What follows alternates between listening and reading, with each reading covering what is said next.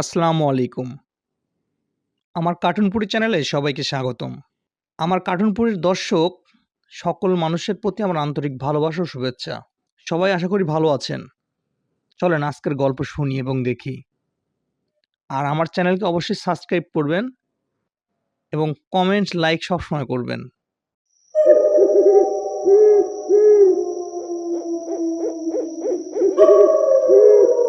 কার্টুনপুরি।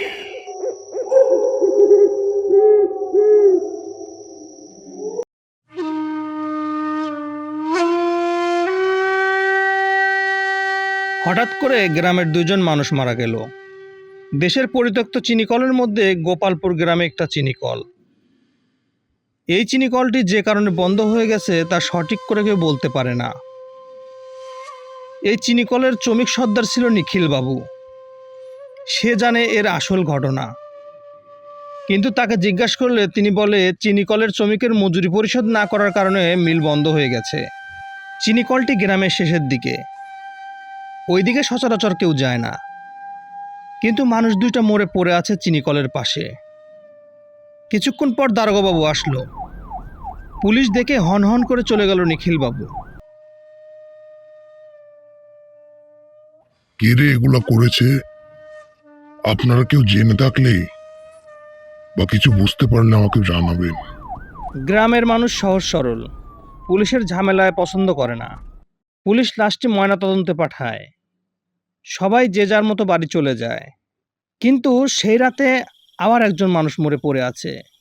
সে একই জায়গায়, একই রকমভাবে মারা গেছে। পুলিশ আবার আসলো, কিন্তু কিছু বুঝতে পারলো না গ্রামে কেন এমন হচ্ছে, কেন এমন ঘটনা ঘটছে। পুলিশের নানা রকম প্রশ্ন মনে জাগা দিছে। নিখিলবাবু আর তার চেলা বাড়ি ফিরছে। নিখিলবাবু একজন সর্দার হয় কি করে এত টাকার মালিক হলো সবার সন্দেহ। তার চেলা সব কুকর্মের কথা জানে, তাই চলার সময় তার চেলা বলে উঠল, বাবু, গ্রামে এগুলা কি শুরু হয়েছে? নিখিলবাবু তার কথা শুনে বলে উঠল, কি হয়েছে? দুইজন মানুষই মারা গেছে, এ আর কি? চল বাবারা।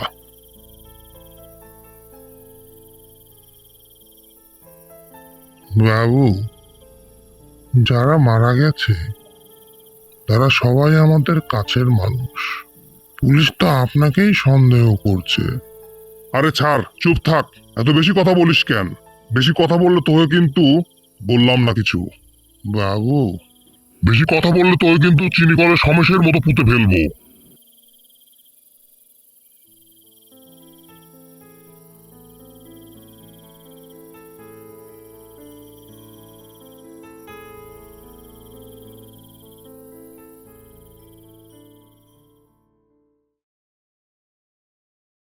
নিখিলবাবু গ্রামে খুব দাপট, কিন্তু কিভাবে এত দাপটের মালিক হয়েছে তা সবাই জানে না। যারা জানতো তাদেরকে সে মেরে ফেলেছে। নিখিলবাবু চিনিকলের অনেক জমি নিজে চাষবাস করে, অনেক টাকার মালিক হয়েছে। এভাবে কিছুদিন চলে যায়, আর কোনো মানুষ মারা গেল না। 2 মাস পর একদিন নিখিলবাবু ও তার চেলা হাট থেকে বাড়ি ফিরছিল, কিন্তু অনেক দেরি হওয়ার কারণে রাত হয়ে গেছে। তারা গ্রামের মাঠের মধ্যে দিয়ে যাচ্ছে। মাঠ পার হলেই গোপালপুরের গ্রাম, কিন্তু হঠাৎ বৃষ্টি শুরু হলো। বৃষ্টি শুরু হতেই তার বাবু, বৃষ্টি হচ্ছে, এই পথে গেলে অনেক সময় লাগবে। চলেন, চিনিকলের রাস্তা দিয়ে যাই, সময় কম লাগবে। যাবি তো? কিন্তু আচ্ছা চল।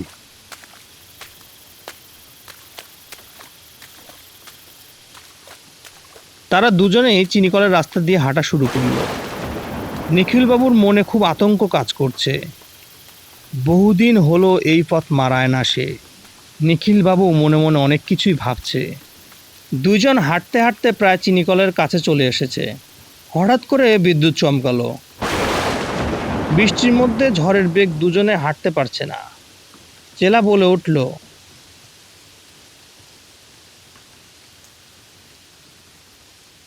বাবু, চলেন চিনিকলের মধ্যে গিয়ে দাঁড়াই, ঝড় থামলে যাওয়া যাবে।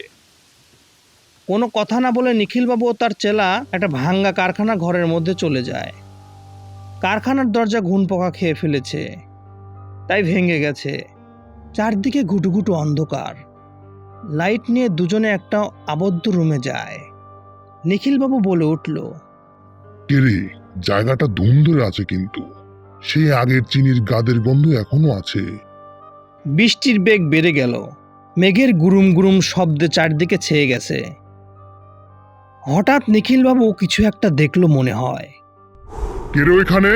কিন্তু কোনো শব্দ নাই। বাবু, আপনি মনে হয় ভুল দেখেছেন। এই ভাঙ্গা কারখানায় আর কে থাকবে বলেন? বাবু, আমি বাইরে গিয়ে দেখে আসি বৃষ্টি কেমন, কম হলে বেরিয়ে পড়ব। কিন্তু বাইরে গিয়ে দেখে এখন অনেক জোরে বৃষ্টি হচ্ছে। চেলা বাইরে চলে যায়। বাইরে গিয়ে সে দরজায় দাঁড়িয়ে থেকে বিড়ি টানছে, কিন্তু কারখানার ভিতরে যে তার মালিক আছে তার মনে নেই। নিখিলবাবু অন্ধকারে কিছু দেখতে না পেয়ে কারখানার মধ্যে হাঁটছে। কিছুক্ষণ পরে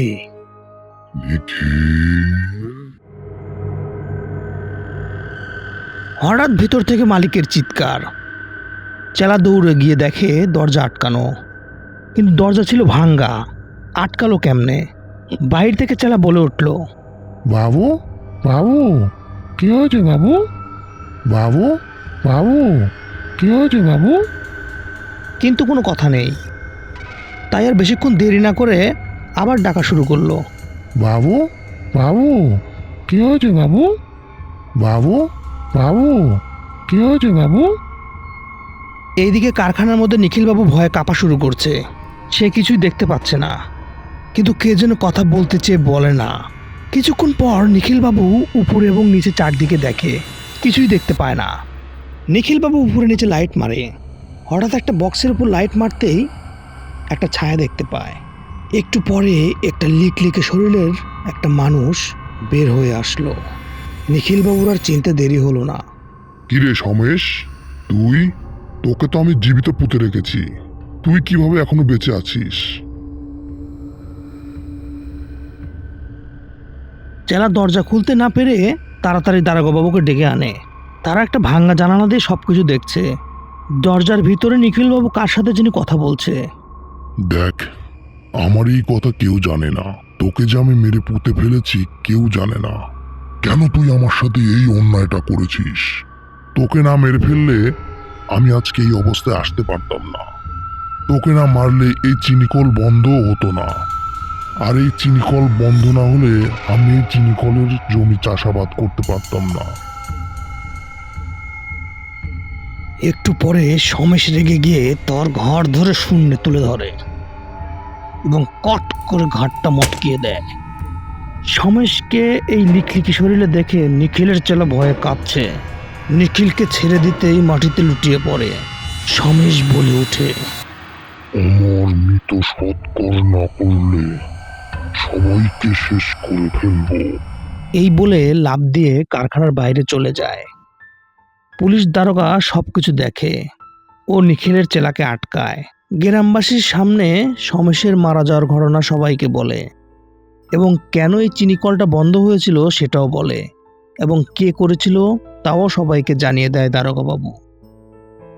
সমেশের হাড্ডি ও মাথা তুলে নতুন করে সৎকার করা হয়।